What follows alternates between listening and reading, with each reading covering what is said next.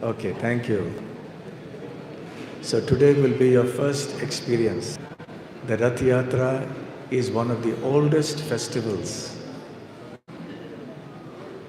in human history, and it is not an exaggeration to say so.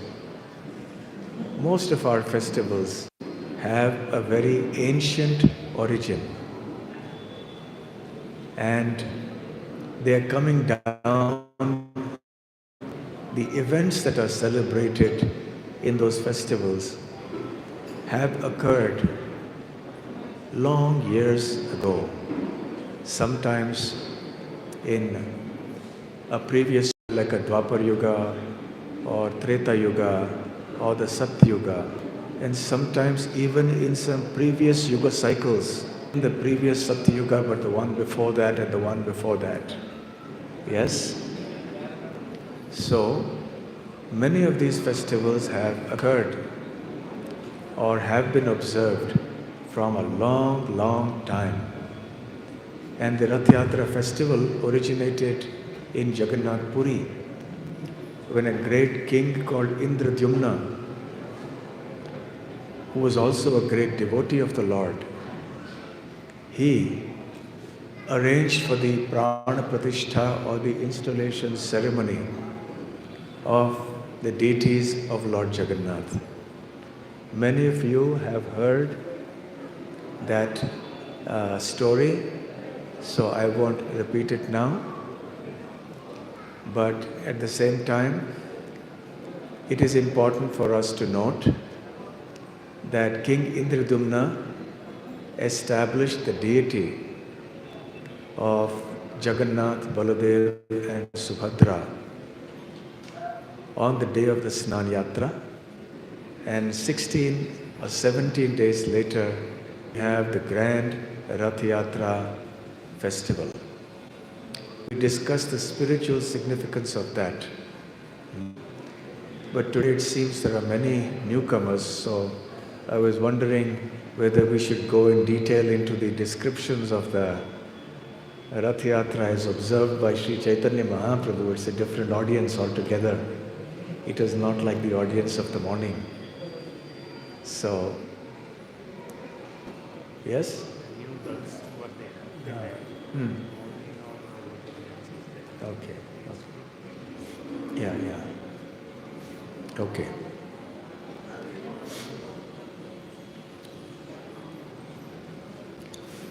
So Sri Chaitanya Mahaprabhu is none other than Krishna himself. And he took sannyas for the sake of propagating the path of bhakti to all, irrespective of caste, creed, religion, etc. After sannyas, he made Jagannath Puri his base, and he lived there, except for the initial period of 2 years when he went on a pilgrimage to holy places in South India and certain parts of Western India also. So Chaitanya Mahaprabhu would live in Puri, and the devotees in Bengal, in Mayapur and other parts, who were very closely associated with him, who were his devotees, his followers, they felt great anguish because they could not get the association of Mahaprabhu. So every year they would come from Bengal to Jagannath Puri in Orissa to get the association of Chaitanya Mahaprabhu. And they usually came in the holy months of the Chaturmasya. The Chaturmasya are 4 months when generally it used to be the tradition that sannyasis did not travel. Not anymore. That hardly happens. But because now transport facilities and everything have increased a lot, Chaturmasya is supposed to be a time when everyone does increased austerities. So in any case, Chaitanya Mahaprabhu called all the devotees and they came there. And they all observed the grand Rath Yatra festival in Jagannath Puri. And Chaitanya Mahaprabhu told them to come every year after that. So for 20 years, the devotees of Chaitanya Mahaprabhu made it a point to come from Bengal to Puri, and they stayed there for 4 long months. And they enjoyed the association of Sri Chaitanya Mahaprabhu. And among the most prominent events that they participated in was the Rath Yatra celebration, the festival.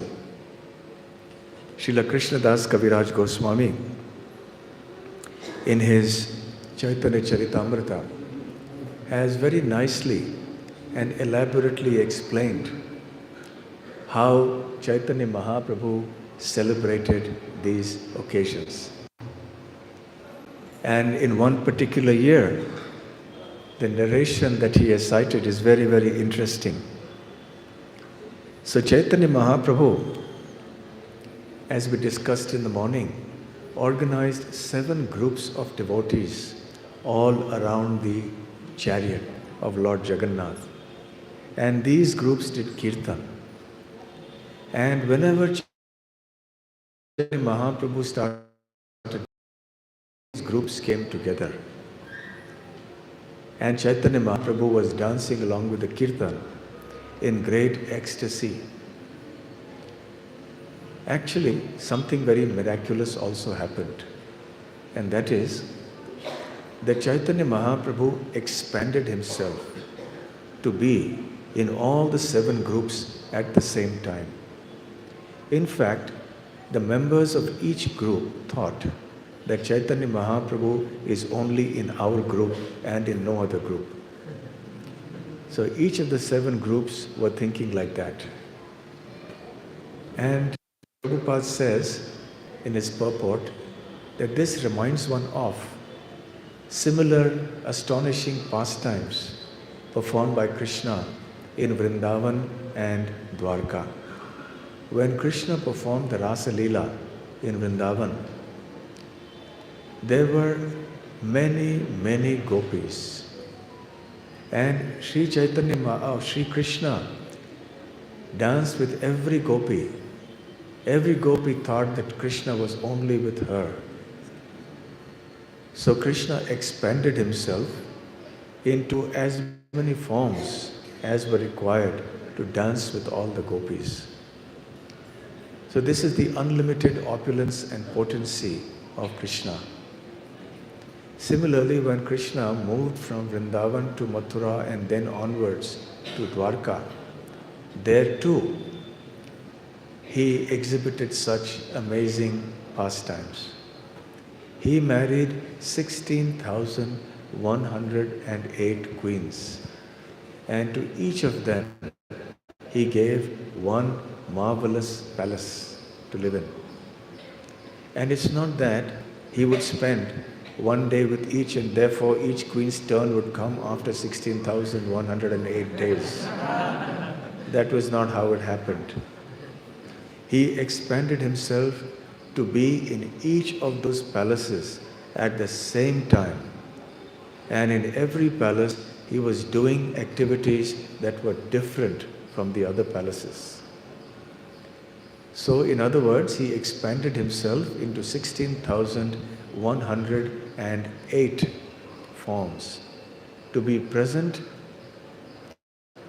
with all his queens at the same time. So Krishna performs such miraculous activities. They seem miraculous to us because it is not possible for us to do these things. But for Krishna, it is not miraculous. It is not even something extraordinary because Krishna's opulences and potencies are unlimited. And this is only a very, very tiny exhibition of his potencies and opulences. In any case, Sri Chaitanya Mahaprabhu, even during the Rath Yatra celebration, expanded himself into 7 forms, each identical, and each dancing differently in each of the 7 groups. And King Prataprudra the king of Orissa, was a great devotee also. And he was observing all this. Another associate of the Lord, who was Sarvabhauma Bhattacharya, who was a great Pandit, a great scholar, he was also present there. And Sarvabhauma Bhattacharya and King Prataprudra could observe the miracles that were going on. Not only could they see how Chaitanya Mahaprabhu was present in all the 7 groups at the same time, but the others could not see this happening. Only a few selected devotees were able to have the privilege of witnessing and understanding this. And furthermore, there were pastimes going on between these 2 exceptional forms of Krishna, Lord Jagannath and Sri Chaitanya Mahaprabhu. Sometimes Chaitanya Mahaprabhu would dance in front of the cart of Jagannath, sometimes behind. When Jagannath used to see the Lord dancing in front of him, sometimes he would move ahead and sometimes he would be stunned in ecstasy and he would be at a standstill and he would observe the beautiful dancing of Sri Chaitanya Mahaprabhu. At other times when Chaitanya Mahaprabhu would go behind, Jagannath would be anxious to see where Mahaprabhu was. And again, sometimes he would halt the cart. In this way, there was a transcendental reciprocation and competition going on between Lord Jagannath and Sri Chaitanya Mahaprabhu. And hardly anyone was able to understand this. But Maharaj Prataprudra was greatly fortunate. He was able to see how all of this was happening. And Srila Krishnadas Kaviraj Goswami says that this was a little unusual, it seemed to many people, because the king had received extraordinary mercy of Chaitanya Mahaprabhu, that he could see these miraculous events occurring and understand them, whereas most other devotees were not able to see that and understand that. And this, in spite of the Lord having apparently neglected Maharaj Prataprudra. On several occasions, Maharaj Prataprudra wanted to meet Sri Chaitanya Mahaprabhu. And I think it's better you sit down, don't like that. Should not move. Yes? Yeah. So when he wanted to meet Chaitanya Mahaprabhu, because Chaitanya Mahaprabhu was such a strict sannyasi, he declined. He said, I am a sannyasi. I cannot meet a person who is living an opulent lifestyle in the midst of money and women. I cannot do that. And it will set a bad example. So he would not meet, despite requests being made by many of the devotees. So everybody was feeling sorry for Maharaj Prataprudra, that he had not been able to get the transcendental audience, the darshan of Sri Chaitanya Mahaprabhu. But even though externally Chaitanya Mahaprabhu appeared to have not blessed Maharaj Prataprudra, internally though, he was extremely pleased with the service attitude and the devotion of Maharaj Prataprudra. And that became visible at the time of the Rath Yatra. And the specific incident or activity that Maharaj Prataprudra did that evoked the mercy of Sri Chaitanya Mahaprabhu was that it is the custom, and that is followed even to this day, that the king of Puri, he sweeps the road in front of the Rath of Lord Jagannath before the Rath Yatra begins. been a practice going on from the very beginning, from the time of King Indradyumna. So however high and mighty the king may be, he would come down, he would sweep the floor. And this has been the custom. And even though today we are living in a democracy, we are not living in a monarchy, and nobody has any formal titles of being a king, but nevertheless, those who are in the family, of the royal family, they are still respected as the kings. So even today, the king, he will come in front of the chariot of Jagannath and sweep. So Maharaj Pratap Rudra followed this tradition, and he was also a great devotee of Jagannath. So he did that with great humility and devotion. When Chaitanya Mahaprabhu saw this, he was extremely pleased. And that is the reason he bestowed this mercy upon the king.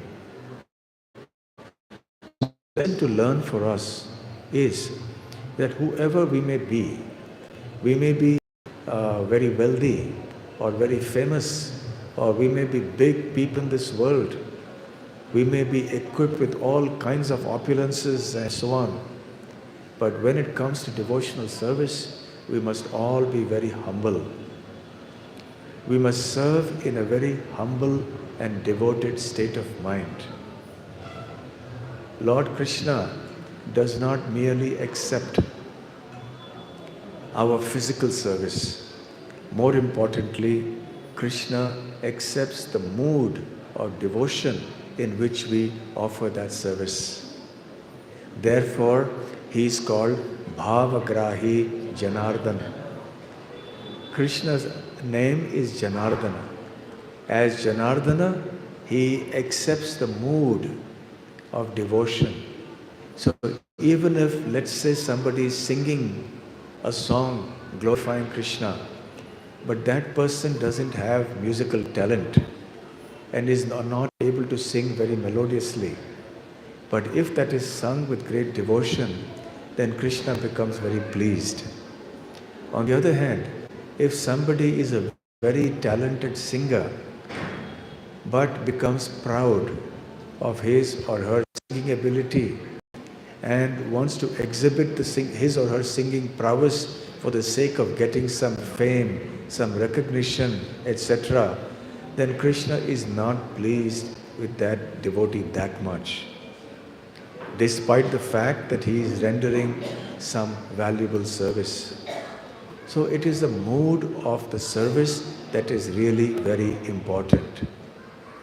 So Maharaj Pratap Rudra, as the king, has set the example for all of us to follow. So if the king of the land can be so humble and be willing to do anything and everything for the pleasure of Krishna, so should we. And at this Rath Yatra, when we start, you will also see that there will be brooms organized, and sometimes some dignitaries are invited. I don't know what is going to be the case today, but dignitaries are invited, and they also come and start sweeping the floor. So we should also sweep the floor, but don't do it for the sake of posting a selfie in your Instagram or something to show that, see how humble I am and I'm cleaning, don't strike a pose. Nowadays, most people in their social media profiles, their picture is they strike some pose, some very glamorous pose. And by striking a pose, some very fashionable pose, then that's the kind of tradition that has started now. So don't do it in that spirit. So you just strike a pose for the camera so that your social media followers will increase or something like that. Yes? So devotional service is not an exhibition. It is simply an exercise of our serving spirit. So we should keep that in mind. So that is the reason that Chaitanya Mahaprabhu bestowed this mercy. And it's very hard to understand why Sri Chaitanya Mahaprabhu did this. But Krishnadas Kaviraj Goswami has indicated this secret here. He has revealed the cause for the mercy of Sri Chaitanya Mahaprabhu upon the king. So we should also remember this always, regardless of whether we are talented or not talented, capable or not capable. If we simply, sincerely, in a humble spirit serve Krishna and the devotees, we will get all success in our life. And if somebody has talent and ability and still becomes very humble, that's excellent. But even if you don't have that, never mind. Krishna is not looking at the external. He is looking at the internal. So in this way, Chaitanya Mahaprabhu continued to dance, and he forgot himself in the course of this dancing. And his transcendental potency, his internal energy made all the arrangements. So now that Chaitanya Mahaprabhu is very busy, sometimes in one group, sometimes in another group, and as they were waiting, then Lord Jagannath came, he mounted his cart. The cart was decorated exceptionally. Kaviraj Goswami has elaborately described how the carts were decorated. So Mahaprabhu performed kirtan there. And then he began to offer obeisances to Jagannath when Jagannath came onto the cart. And he began to offer many prayers, many verses from the Shastras. And some of these verses are mentioned by Kaviraj Goswami here. Namo Brahmanya Devaya Go Brahmana Hitaya Cha Jagat Hitaya Krishnaya Govindaya Namo Namaha Jayati Jayati Devo Devaki Nandana So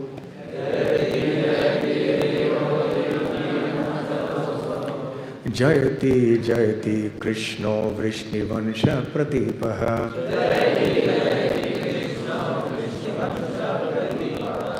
Jayati Jayati Megha Shyamala Komalango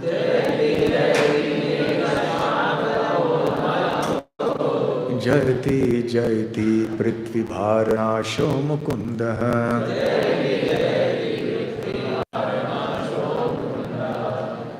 This is a composition by the great King Kulashekar, who was an Alwar from the Sri Sampradaya, and he lived in southern India in what is today Kerala, and he later went on to live in Sri Rangam also. So this is from his Mukunda Mala Stotra, a very famous compilation of devotional verses. So Chaitanya Mahaprabhu recited this verse, and then he recited another verse. Jayati Jananivaso Devaki Janmavado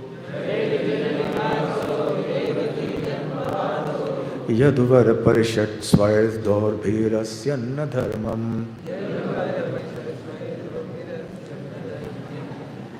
Sthirachara Vrijina Vrajapura Vanitanam Vardhayan Kamadevam. This verse is from the 10th canto of the Srimad Bhagavatam towards the end. And it is a glorification of Krishna from the very last chapter of the 10th canto of the Srimad Bhagavatam. And it glorifies Krishna in many ways. Jayati, Jayati, Jayati Jananivasa Devaki Janmavado. Krishna is the Jananivasa. He is the Jananivasa because he lives amongst the Jana. His Nivas, his presence is amongst the Jana, ordinary people. So Krishna, in his incarnations, he mingles with ordinary people as if he were one of them. At the same time, he is also Jananivasa, because all the Jana, all the people, all the living entities reside in him. Nothing exists outside of him. So he's called Jananivasa. Devaki Janmavadaha, because he is called the son of Devaki. Now he's called the son of Devaki because who can be God's mother and father? God is by definition the source and origin of everything and everyone. So who can be the father and mother of Krishna? But Krishna, from the point of view of Rasa and Leela, he accepts a very wonderful service. He wants to be the son of his pure devotees. So Nanda Maharaj and Mother Yashoda are his mother and father in Vrindavan. Devaki and Vasudev are his mother and father in Mathura and Devaki. In any case, we don't have time to discuss this verse, but incidentally, for those of you who want to practice Krishna consciousness more seriously, please note that just before you go to bed at night and immediately after waking up in the morning, you should recite some verse, and at the very least the Hare Krishna Mahamantra. You may, if you like, also remember your favorite deities.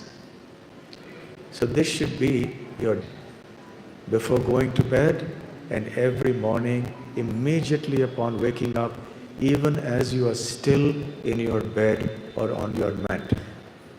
Even without brushing your teeth or bathing, even as you lie in the bed, just wake up and immediately remember Krishna first thing in the morning. So among the verses that is recommended for devotees to recite immediately upon waking up is the one that I just chanted. Jayati Jananivasa Devaki Janmavado. This verse from the 90th chapter of the 10th canto of the Srimad Bhagavatam. So Chaitanya Mahaprabhu recited this verse as well. Then he recited another verse. Naham vipro na cha narpati na pi vaishyo na shudro.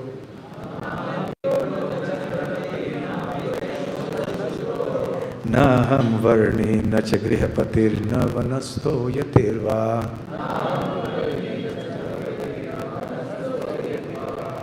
Kintu prodyan nikhila paramananda purna amritabdhe.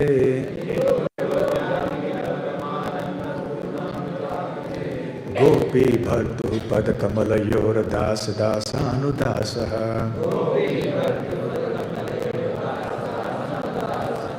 This is a very famous verse recited by Chaitanya Mahaprabhu, and all of us should try to memorize it because it tells us of our true identity.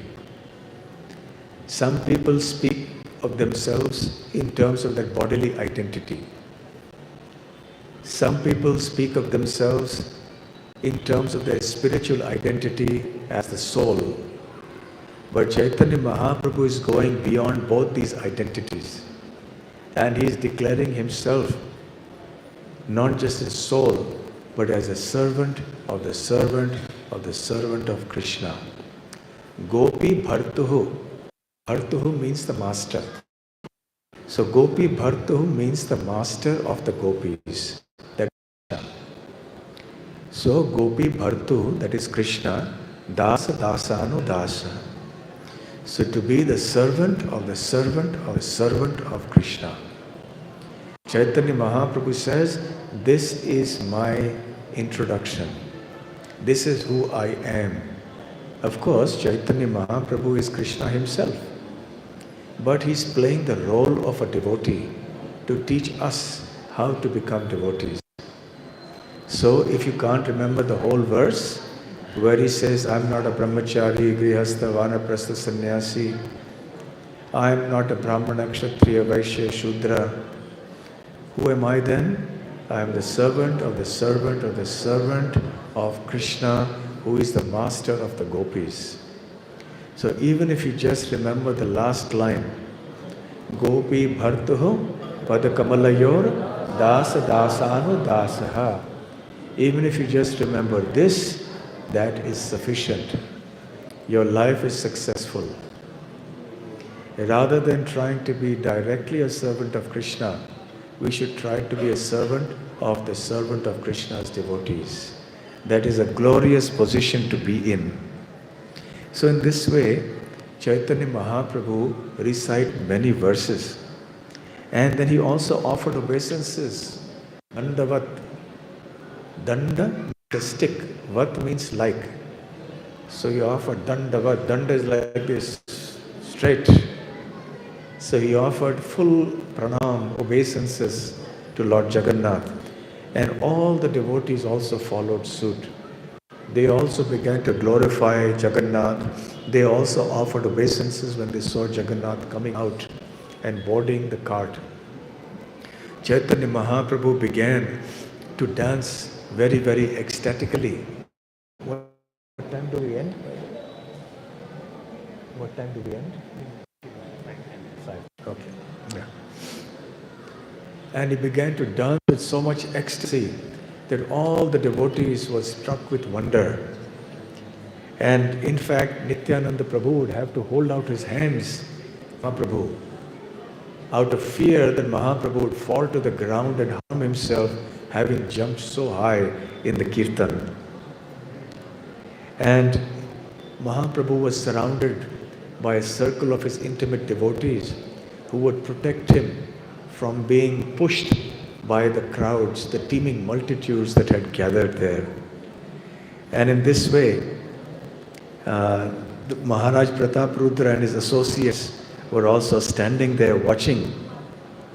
And it so happened that Maharaj Prataprudra and his assistants also formed one of these circles.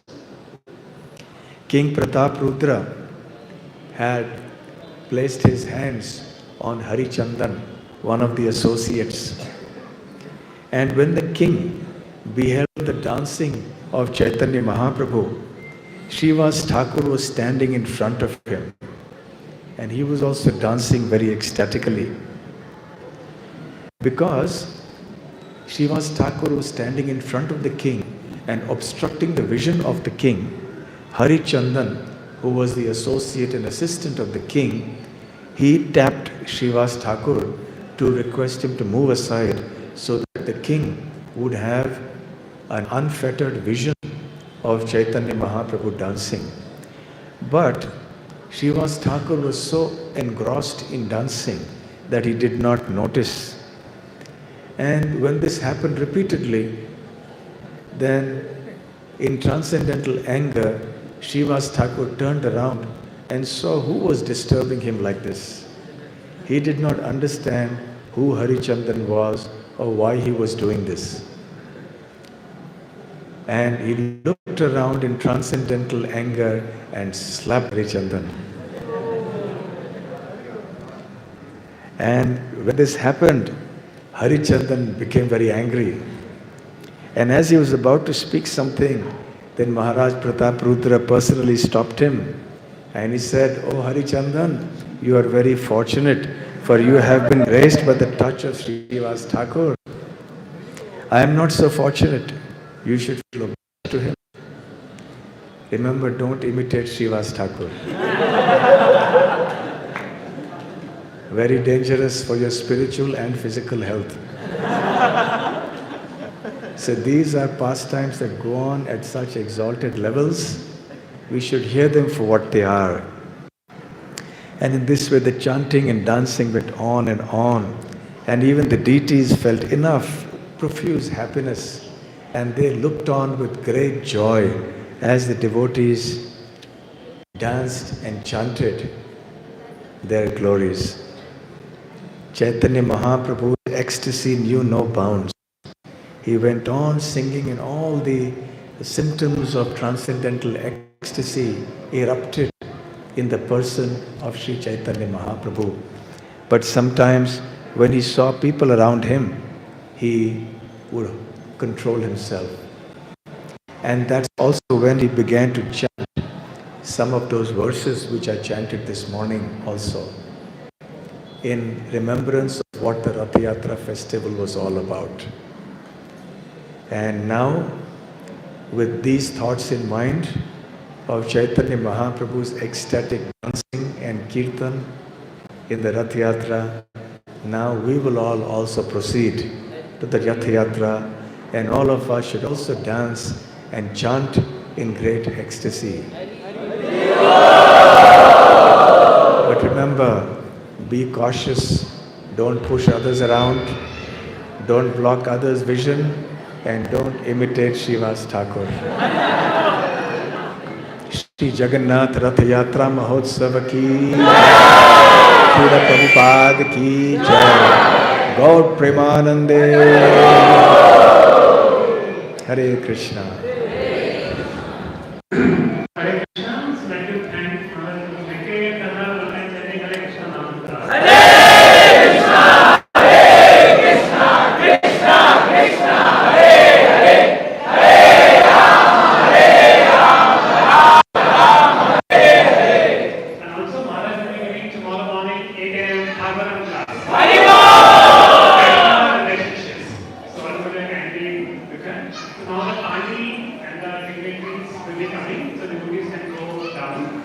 The party with the festival and the inauguration and the degree.